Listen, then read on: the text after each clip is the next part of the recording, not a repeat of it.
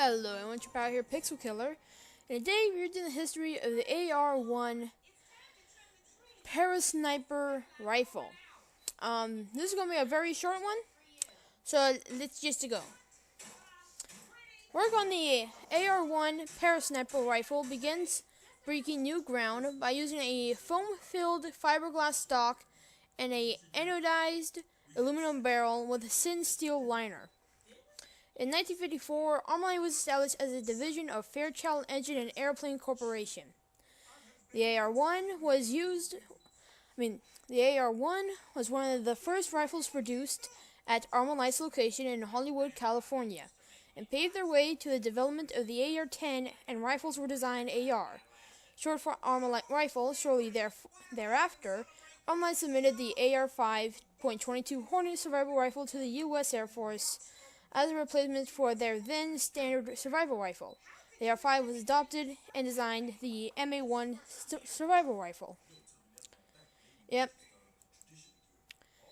That's the history of the AR-1 rifle, only a minute long. Really sad. Let's do a special. I'll be right back, guys. And now we are doing the AR-9 rifle. Now this one might actually turn out pretty long from the site I found. But oh well. I mean, like, a lot of it is like just kind of like blah. Takes like a good quarter of it, so the Wilson Combat AR-9 9mm Carbine. Is this the same thing? I'm pretty sure it's the same thing. I'm pretty sure it's the AR-9. It's made by Armalite, I'm pretty sure. Let me just make sure that that's the manufacturer real quick. If it's not there, I'm sorry. Because I'm not going to spend my time editing this out.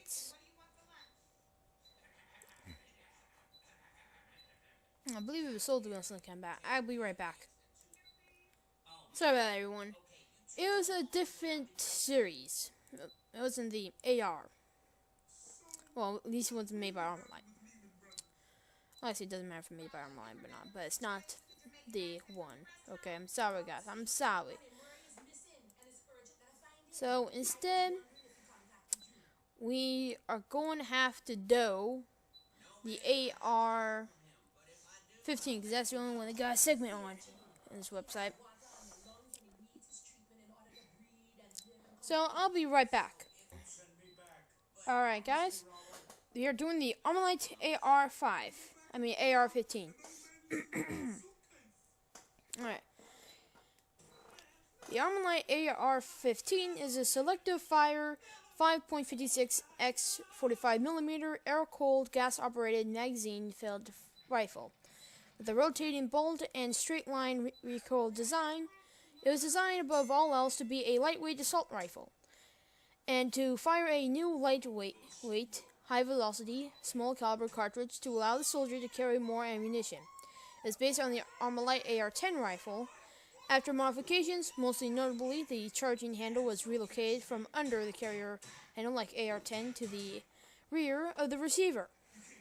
The new redesigned rifle was subsequently adopted by the United States military as the M16 rifle, which went into production in March 1964. The Armalite AR-15 is the parent of a variety of AR-15 variants. Alright, guys. I forgot to upload the AR-10 video. I'll have to do that after this one. Maybe I'll record that one, upload it, and then upload this one later. If you're hearing this and AR-10 is already up, then yeah, that's what happened. After World War II, the United States military started looking for a single automatic rifle to replace the M1 Garand and the M2 carbines and the M1918 Browning automatic rifle, the M3 grease gun, and Thompson submachine gun. However, early experiments with selective fire versions of the M1 Garand proved disappointing. During the Korean War, the select fire M2 carbine largely replaced the submachine gun in U.S. service and became the most widely used carbine variant. However, combat experience suggested that the .30 carbine round was underpowered.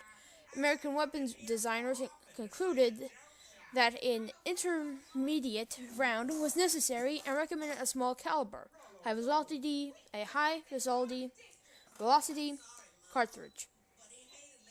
However, senior American commanders, having faced fanatical enemies and experienced major logistical problems during World War II and the Korean War, insisted that a single powerful 30 caliber cartridge be developed that could not only be used by the new automatic rifle, but by the general proposed submachine gun.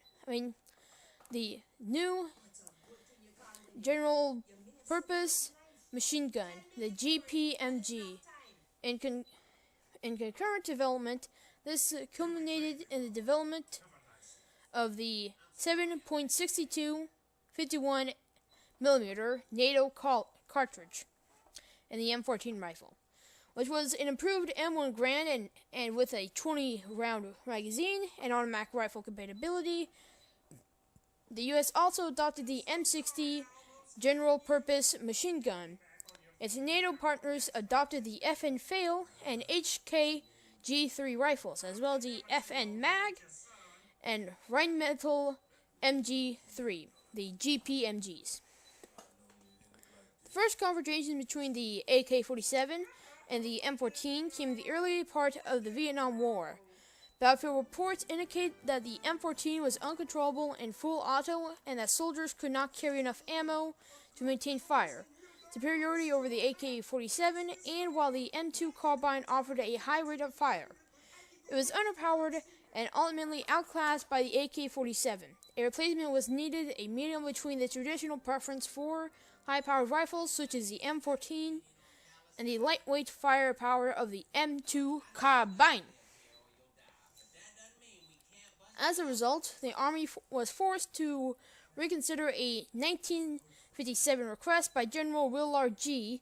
Wyman, commander of the U.S. Continental Army, CONARC, to develop a 223 caliber select fire rifle weighing 2.7 kilograms, when loaded with a 20-round magazine. The 5.56 millimeter round had to penetrate a standard U.S. helmet at 500 yards, 460 meters, and maintain a velocity in excess of the speed of sound, while matching or exceeding the runnability of the 30 millimeter cartridge. I need to stop trying to hurry up with this thing. I just need to take it slow. This request ultimately resulted in the development of a scaled-down version of the Armalite AR-10 called Armalite AR-15 rifle. In 1959, Armalite sold its right to the AR-10 and AR-15 to Colt due to financial difficulties. After a Far East tour, Colt made its first sale of the Colt-made Armalite AR-15 rifles to Malaya on September 30th, 1959.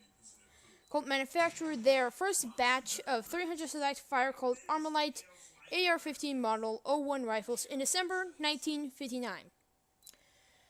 Colt marketed the Colt-made Armalite AR-15 rifle to various military services around the world. In July 1960, General Curtis Lee May was impressed by a demonstration of the Armalite AR-15.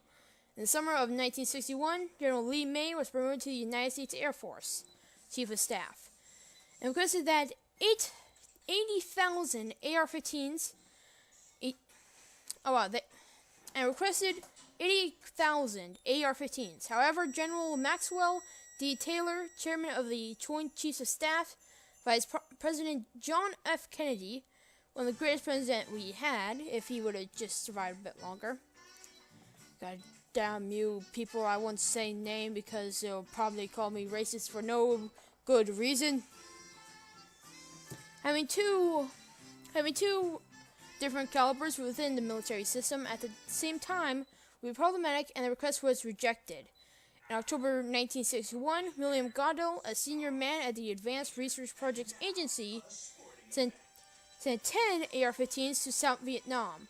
The reception was enthusiastic, and in 1962, another 1,000 AR-15 rifles were sent out.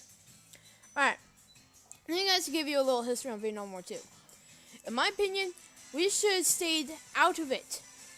Because the reason that we declared the war on them, was completely wrong. We shouldn't have done it.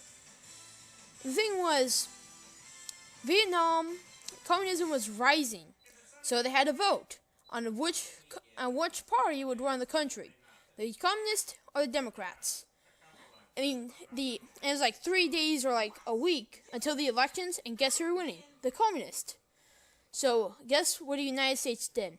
They canceled the elections. So did Vietnam, of course. And guess what happened? The communists did not accept that and rose to arms. So, the Civil War broke out. I say we should have stayed out of it. Because we started it. We should have just told them, let the communists take over. It's what's right. Is communism good? Hell no. And besides, it would probably be better if we just surrender. Because obviously, the communists would have more forces because they were winning the elections. More people would join them than the Democrats. And North Vietnam was the communists, and South Vietnam was the Democrats. But ultimately, the North Vietnamese won, hence the communist regime is now in Vietnam. So that's it on the history lesson of the Vietnam War. Maybe I'll do a video on it with more detail, because detail is perfect. Alright. The United States Army Special Forces personnel field battlefield reports lavishly praising the AR-15 and the stopping power of the 5.56mm cartridge, and pressed for its adoption. The damage caused by the 5.56mm was originally believed to be caused by tumbling due to the slow 1 in 14-inch, 360mm, rifling twist rate. However, any point-of-lead core bullet will tumble after penetration and flinch. Because the center of gravity is towards the rear of the bullet, the large wounds observed by soldiers in Vietnam were actually caused by bullet fragmentation, which was created by a combination of the bullet's velocity and construction. These wounds were so devastating that the photographs remained classified into the 1980s. God damn.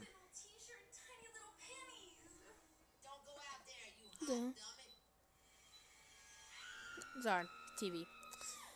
U.S. Secretary of Defense Robert McNamara. U.S. Secretary of Defense Robert McNamara now had two conflicting views: the ARPA report favoring the AR-15 and the Army's position favoring the M14. Even President Kennedy expressed concern. So McNamara orders Secretary of the Army, Cyrus Vance, to test the M14, the AR-15, and the AK-47. The Army reported that only the M14 was suitable for service, but Vance wondered about the impairment of those conducting the test. He ordered the Army Inspector General to investigate the testing methods used. The Inspector General confirmed that the testers were based towards the M14. In January 1963, Secretary McNamara received reports that the M14 production was so insufficient to meet the needs of the armed forces and ordered a halt to the M14 production at the time. The AR-15 was the only rifle that could fulfill a requirement of a universal infantry weapon for issue to all services. McNamara ordered its adoption, despite receiving reports of several differences. Most notably, the lack of a chrome-plated chamber. After modifications, most notably the charging handle was relocated from under the carrying handle, like AR-10, to the rear of the receiver. The new redesigned rifle was renamed the Rifle, caliber 5.56mm M16. Unexpectedly, the modification to the new M16 did not include a chrome-plated barrel. Meanwhile, the Army relented and recommended the adoption of the M16 for jungle warfare operations. However, the Army insisted on the inclusion of a forward assist to help push the bolt into battery in the event that a cartridge failed to seat into the chamber. The Air Force cult and edging Stoner believed that the addition of a forward assist was an unjustified expense. As a result, the design was split into two variants: the Air Force's M16 without the forward assist, and the XM-16E1 with the forward assist for the other service branches.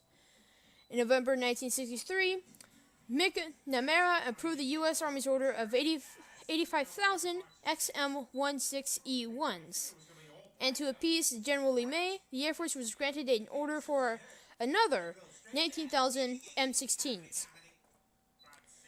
In March 1964, the M16 rifle went into production, and the Army accepted delivery of the first batch of 2,129 rifles. Later that year, an additional 57,240 rifles the following year. The Colt Armalite AR-15 was discontinued with the adoption of the M16 rifle in 1964. Most Armalite AR-15 rifles in U.S. service have long ago been upgraded to M16 configuration. The Armalite AR-15 was also used by the United States Secret Service and other U.S. federal law enforcement agencies. Shortly after, the United States military adopted the M16 rifle. Colt trademarked the name AR-15, has since used it to market its semi-automatic only Colt AR-15 brand of civilian rifles. And everyone, that is the end of the AR-15. I'm probably going to upload this and then probably do one of, I'll say, a country. We haven't done that in quite a while. And also, in this video, well, actually in the next one, probably just going to be 5 minutes, I'm going to be talking about why I haven't uploaded in a very, very long time. So, I'll see you guys in the next video. Pixel Killer signing off, and peace.